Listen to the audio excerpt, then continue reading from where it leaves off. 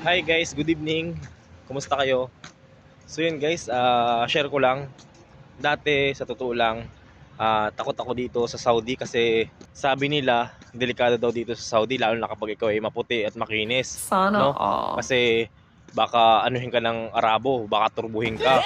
So parang nagdadalawang isip ako dati pumunta dito kasi nga ganun yung mga binabalita sa akin, no, mga fake news. Parang dinidiscourage kanila na huwag kang mag-abroad, huwag kang pumunta sa Middle East. Pero nung pumunta ako dito sa Saudi, alam nyo ba guys, na mali pala yung kanila mga sinasabi na pangit sa Saudi, magulo sa Saudi.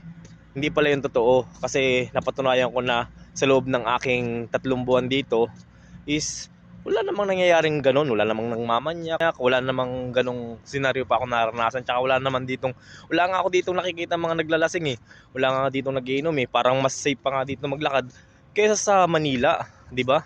Sa totoo lang kasi matagal ako sa Manila, halos 10 years ako sa Maynila na naglalagi at ikot-ikot ko na yun dahil nga nagpapanda rider ako doon, no?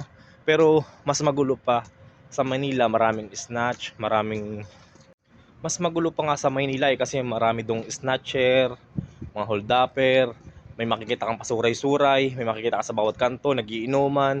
O sabihin niyo sa akin guys kung totoo yung sinasabi ko kasi experience ko yan kasi paikot-ikot na ako sa buong Metro Manila at sa mga eskinita kasi nga nagra-rider ako, no? Nag-food panda rider ako. So, yun yung mga na-experience ko about sa atin, no? At kung ikukumpara natin dito sa Saudi is tahimik naman dito. Dito nga sa Saudi is bawal mag-inom eh, 'di ba? Kaya pinagbabawal nila dito yung alak. Siguro may nag-iinom pero patago, pero wala kang makikita ditong pasuray-suray. So yun lang guys, na-share ko lang 'to kasi sa mga nagbabalak na pumunta dito sa Saudi, huwag kayong kabahan. Hangga't hindi nyo pa naranasan, huwag kayong maniwala sa mga sabi-sabi ng iba. Kasi mapapatunayan nyo yan kapag nandito na kayo. So yun, thank you for watching guys and God bless.